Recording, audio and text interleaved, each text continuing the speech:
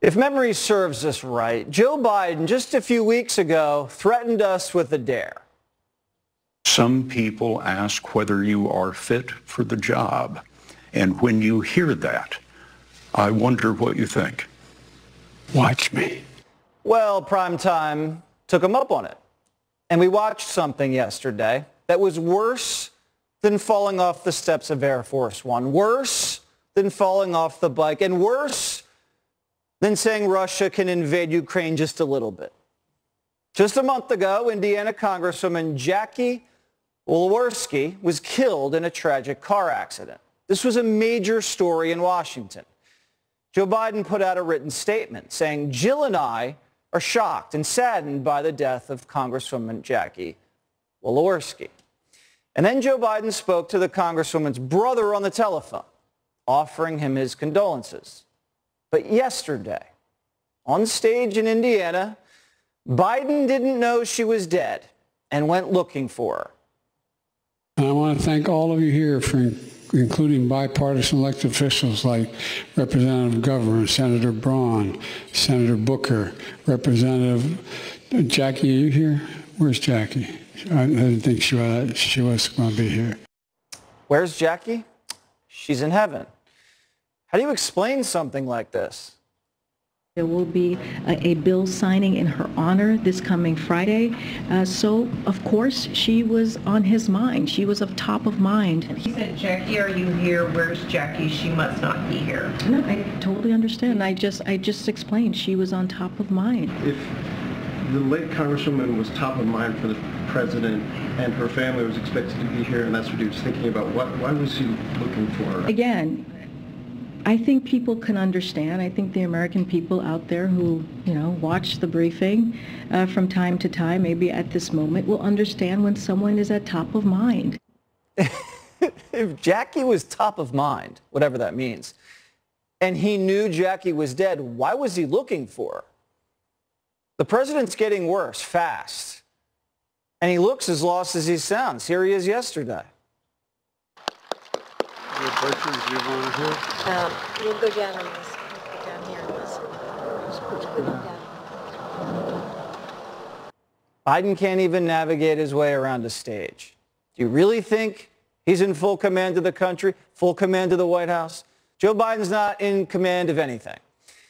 Thank God he chose a competent vice president to take the reins in case something bad happens. But he didn't. He chose Kamala Harris because she was a woman of color, who in the middle of a border crisis leaves the country and flew to South Korea, where she slapped on some binoculars and gazed across the DMZ. It's something to actually see this with your own eyes. And it's so close. It's 50 meters away now.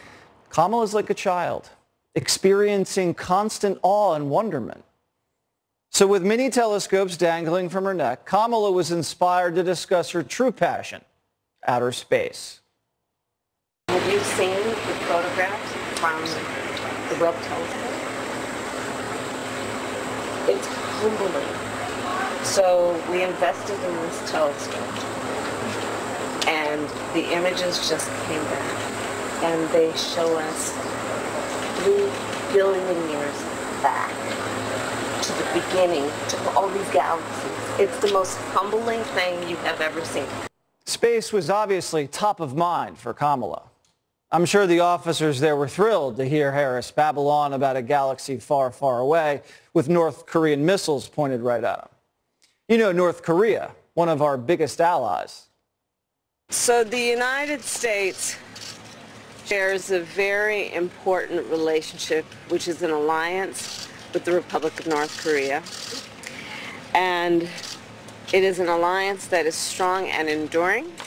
Some would say the American-North Korean alliance is even more of a special relationship than America and Great Britain. Our ties run deep, and there's nothing that can ever come between us and the Hermit Kingdom. So Joe can't read a teleprompter and Kamala can't read a map. This would be kind of funny if we weren't getting smashed by hurricanes, crime waves, and recessions. Monica Crowley is the host of the Monica Crowley podcast, and she joins me now. Monica, this was bad. This was a twofer on a day. We're getting walloped by hurricanes. The stock market's dropping like a rock. Inflation's still red hot. And they don't know where they are or the difference between dead or alive. So we have a president, Jesse, who belongs in assisted living and not in the White House. And if he starts wandering aimlessly away again, they're going to have to put him on one of those toddler leashes. We also have a vice president whose daily idiocy is literally an episode of Veep. And she can't even make chit-chat. You saw her with the soldiers at the DMV. She can't even make small talk. This is a woman who has been on the public scene or in public life for decades, and she can't even make small talk.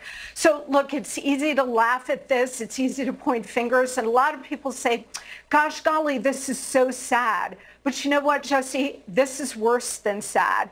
This is absolutely dangerous for the American people. It's dangerous for the country.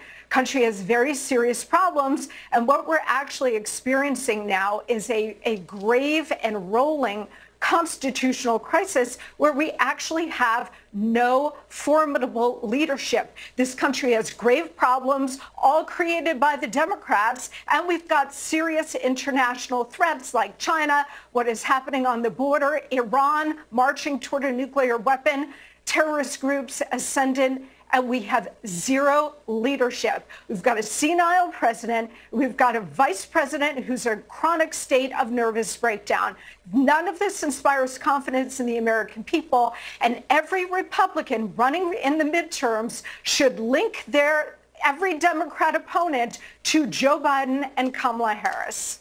What do you think the Chinese, the Saudis, the Russians, I mean, I'm talking allies, Mexico, enemies, you name it. When they see this, when they see Joe look for dead people on stage, when they see Kamala not know the difference between up and down, North and South Korea, what do you think they see? Well, I think they see, Jesse, an opportunity. And so America's adversaries have really been ascendant. They've been on the march, whether it's China with economic warfare, geopolitical adventurism in the South China Sea, and frankly, around the world. We see Iran marching toward a nuclear weapon. We've seen Vladimir Putin invade Ukraine. We have seen the reconstitution of ISIS and al-Qaeda. We see the Taliban now running Afghanistan because of that catastrophic withdrawal. Every single adversary of the United States has now seen a window of opportunity here because the President of the United States, the American Commander-in-Chief, is not just perceived as weak, but is weak in real terms and has created weakness in the United States. So they know that they can act with impunity, and they are taking full advantage of that. It is putting the United States and the American people in a very dangerous and difficult position. I couldn't agree more. Monica Crowley, thank you as always. Thank you.